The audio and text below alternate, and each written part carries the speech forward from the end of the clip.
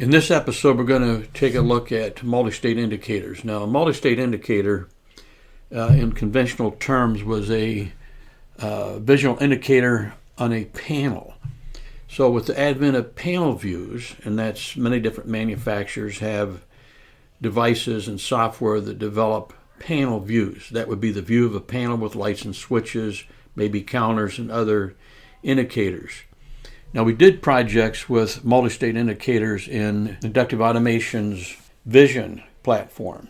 Now we're going to explore it in Perspective. Perspective, I'm told, is a much more powerful platform than Vision for the future, but they don't have the components that you typically would see for a view of a panel or a panel view.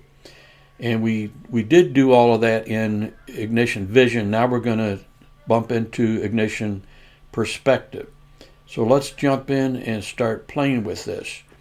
The software platform, I'm really not that familiar with. I don't know if it's HTML. I was thinking Java, but I'm not familiar with all these different platforms. So we're just going to jump in and do it and do some exploration.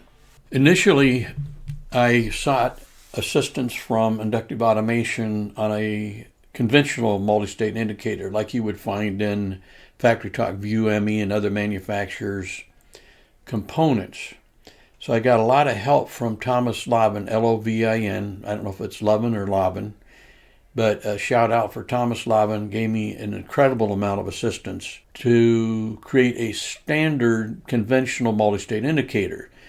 I got that finished, it worked great, and then I got to thinking, what about a round one? Now typically I don't make round multi-state indicators, but the original visual indicators on panels were round. They were round lights, panel lights. So I jumped back in with Inductive Automation tech support about creating a round multi-state indicator, and then I started getting help from a Tim L. He didn't spell out his last name, but it begins with an L. I'm going to start with the second one first, of just taking a shape and making it into a multi-state indicator.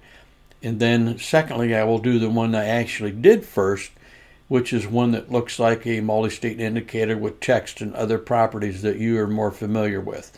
So let's jump in and create a round multi-state indicator. In the current version of Inductive Automation Ignition, they have introduced a drawing tool that wasn't present in Perspective prior to this version. So depending on when you're watching this video, this might not be the current version, but as of today, October 2025, it's the current version. So let's find this drawing tool and get us a circle. To find this new component or tool, we go to Perspective Components, and we go down, we're looking for Drawing. Right there it is. It has a very unfinished, undeveloped look to it and feel, but it is a start. We're going to drag it over and drop it in our view over. And notice that under our view, multi-state indicators, in the root we have Drawing. They're calling it a component, but to me it looks like a container. So it's a drawing sheet. And you can enlarge this sheet, make it smaller. What we're going to do is double click inside of this, and we open it up into a view where we can add a component. So I'm going to add a circle. I'm not going to worry about the shape or the size right at the moment. Instead of dragging it into the size I want, I'm just going to enter the width of 75 and a height of 75, and then I'm going to move it up into the corner. So this is 0, 0, x0, y0 up here in the corner. I'm going to make that 5, and then this one I make 5. So now we have a circle 75 by 75, and its edge is 5 units from the x and the y axis. So that gives me a shape. I'm going to say apply. Now you see it's up in the corner of the drawing, and I want to reduce this drawing down to 85 by 85. What that does is gives me a drawing And there's only one component on this drawing, and that's this circle. You could have more components, but I'm trying to keep this simple. Now this, I'm going to drag over here next to our properties, just to make it easier to work with. And if I look at the elements, this is the first element right here. So the view MultiState indicators in the root has drawing. This is the drawing. And in the drawing, there is one element. I should have showed this before I added the circle. So there were no elements to begin with. So we have one element in there, element 0. And I'm going to expand that and go down and select fill. Because what we want to do is have a circle that we control the color of the circle. I'm going to go to link, go to tag, and then I'm going to go to tags, and I'm going to pick assembly cell state. Now that's actually an integer, but 0 and 1 are values of that integer. They will work with a transform once I create it. So I'm going to pick that tag, and now I'm going to add a transform map, and I'm going to add, we'll say 2 states. We'll make the first input value 0 because we're treating this as a binary, even though, or a Boolean, even though it's currently an integer. And then I'm going to change the output value to color.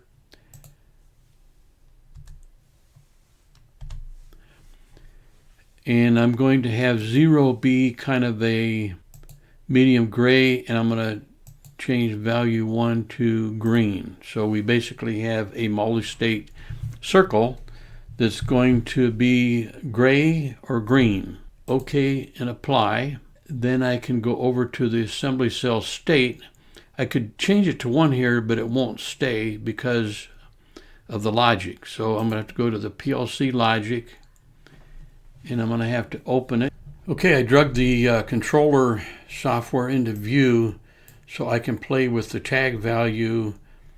However, notice that red square, and if I select this object up in the corner by properties, if I mouse over, data quality, bad trial expired. Now it happens a lot.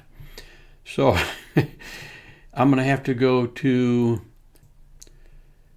this screen, to the gateway, reset trial, and now I'm back in business.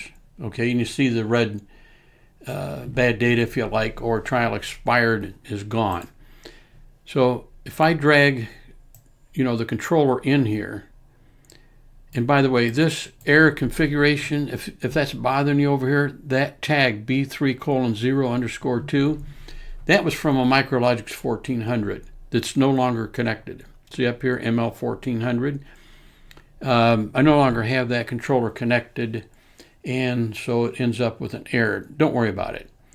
What we want to look at is the logic in the controller and the behavior of this circle that's in that drawing. So if I right click here and toggle bit, you see it goes off. The value here goes to 0. Look over here and you'll see a value of 0 right here for assembly cell state. That's the tag we're using right here, assembly cell state. If I alter that, see it goes green and the value is 1 over here. Now something that happened earlier in my recording here is I was in the process of doing what you see right here. I drug in the controller and I was changing the values in this tag, assembly cell state, but this was not responding. And over here it showed a value of 0, even though here it showed a value of 1 in the actual controller. So what ended up happening, and I don't know, and neither does tech support know, and it was no longer browsing that tag. As a matter of fact, something got corrupted in the gateway, and we found it, I should say tech support found it, by going to, and I'll do that one more time, right click on the tag that's not behaving, view tag diagnostics, And I didn't get a screen capture because the problem's gone now. But right here, it basically said that that device didn't exist. So if you're having trouble with the tag, don't hesitate to right-click on the tag and view the tag diagnostics. Another thing you can do is you can double-click on the tag, whoops, and it will bring up this pop-up, and you can actually change some of the configuration. For instance, data type short, you can change the data type to other data types. So, and you can change the path. So the path we have is correct, microwave 50E, assembly cell state. If you were trying to use a tag that was similar to another tag, you could actually go right here and edit the text, and that would change the destination of the read from that controller. So these are just some things to be aware of. Okay, so that's the multi-state indicator creating a circle, and it's only a circle because I made it a circle. Double click in here and we'll drag this out. We'll click on the object. You see the width and the height is 75 and the spacing is 5 units of measure, whatever these units are. I don't know if they're pixels or what, from the edge. And the whole idea of putting it up in the corner was so when I went back to the drawing that I could change the dimensions of the drawing itself, the sheet, to basically 10 wider and 10 taller than the actual circle, because I wanted to collapse the drawing size down to just my circle. Now from here you can add in text, you could add in a label. You don't want to get too crazy with this, but here's your round multi-state indicator that'll work with a Boolean. Now let's jump to the other multi-state indicator that we created. So I got help with this from Tim L. at Inductive Automation Tech Support. The next one's going to be something that I got help from Thomas Lavin to develop, and it's a multi-state indicator that looks more like the multi-state indicators in Vision. So if you went over to a window in Vision, I have multi-state indicators in here. Now keep in mind this project is no longer in the controller. That's why the data is all funky. But these are multi-state indicators right here. They are little rectangles and the text is 1PE and it has 2 states. It's gray or it's green. Just to indicate that the sensor does or does not sense a carton on the conveyor. Back to Vision, or back to our view. Now we're going to create a multi-state indicator that looks just like the kind of multi-state indicator in Vision. This multi-state indicator with perspective is going to look very much like a component from Vision. The one that we did early in this video, really we took the drawing component, which is kind of a container to put shapes in of, that you would draw with a pencil or a pen. We created a circle. Really it was an ellipse, but we made it round by dimensions, and then we linked a tag to the fill for the circle. But so that gives you a round object that you can change the color of. We did basically a Boolean effect, so it was either dark gray or green. You could have probably as many colors as you want with it linked to an integer. But there was no text and it was lacking, but it's there for you to play with. In this multi-state indicator, we're going to do something more conventional. So the first thing we're going to do is in the view container, we're going to add a custom property.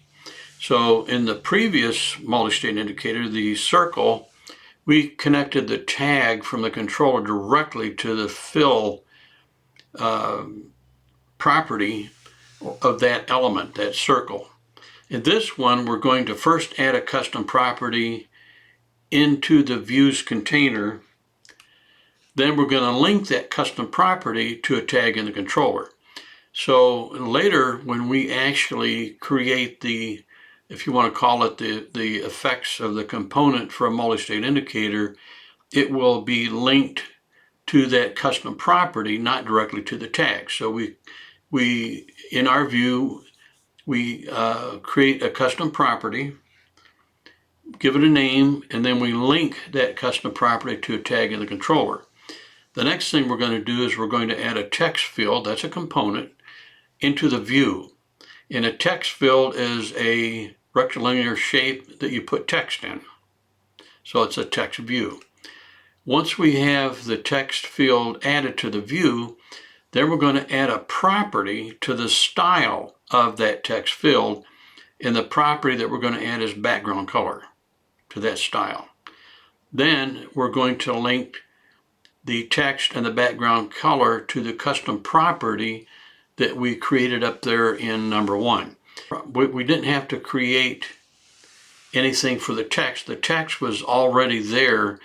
We're just going to link the text and the background color to that custom property. Then when we do the linking in the tag binding, we're going to have transforms to link the tags to both text and then another one to color. And then we'll probably play around with adjusting the font size and maybe some other things that come to mind. So let's jump in there and do this. First thing we're going to do is we're going to create a new view.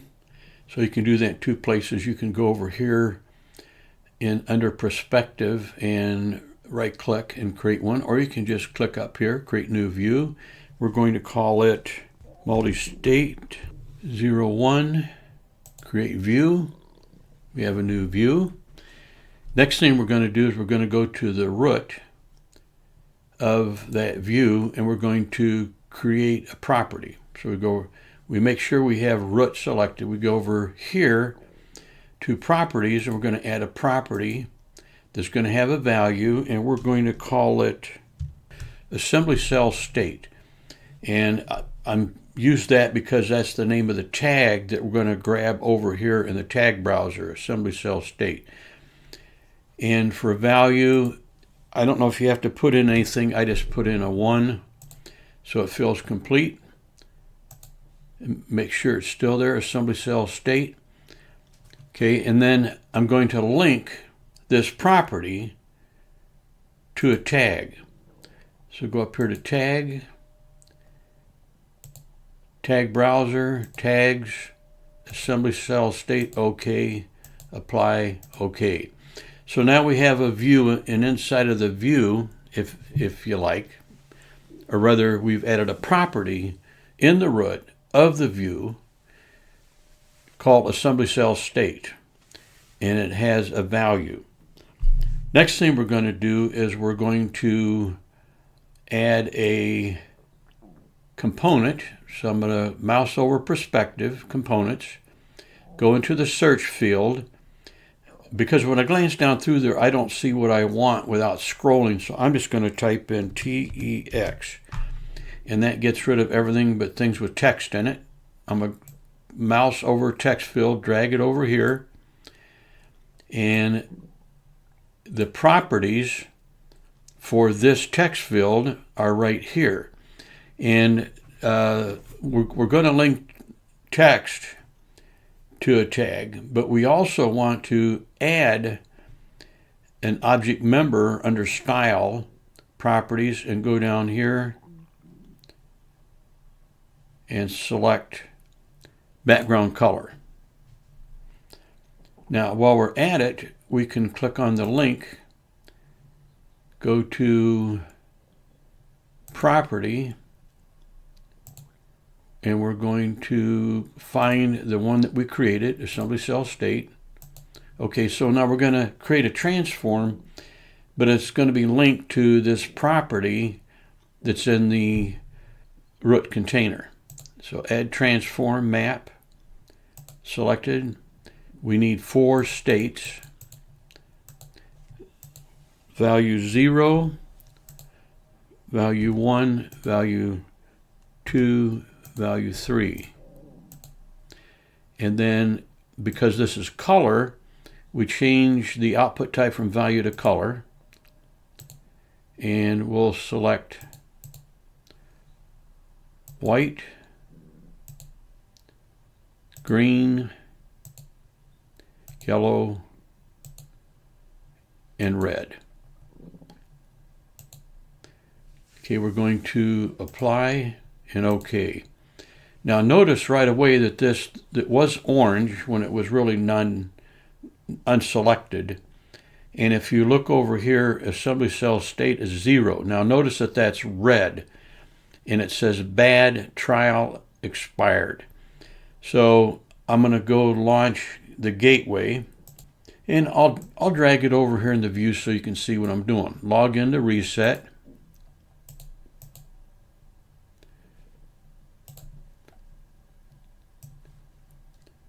Now you see that the value down here, 0, is black, not red. Now the other thing we wanted to link was the text. So I'm going to go up here. I'm going to link it to a property. Go to Properties, Assembly Cell State. OK. I'm going to add a transform. Map type. Add transform. Have 4 states. The values are 0, 1, 2, and 3. And the output is a value. In this case, it's an ASCII or a script, whatever you want to call it. Off, auto, manual, and faulted. It doesn't really matter what we put in here. Let me change that to capital so it looks consistent.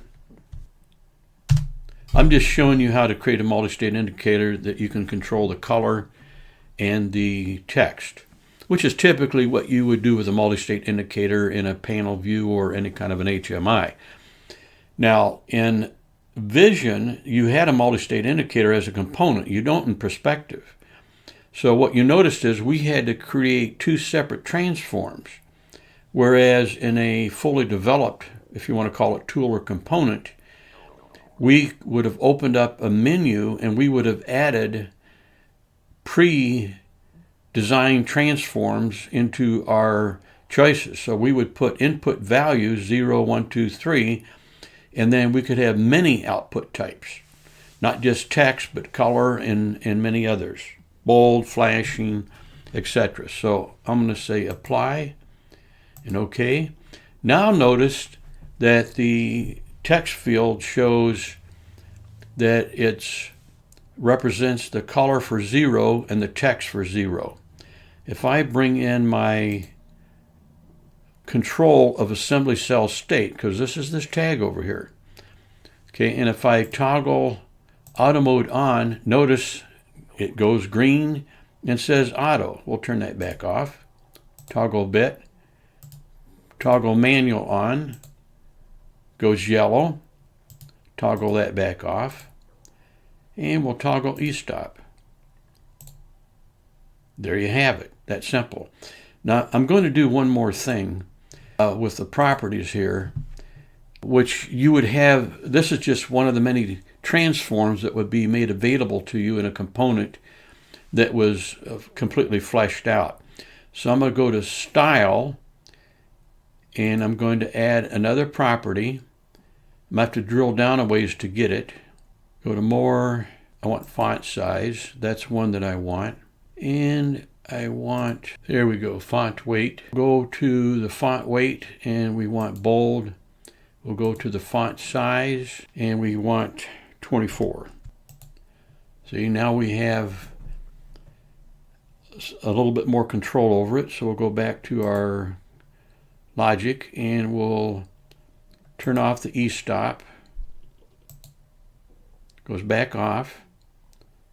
Turn on the auto.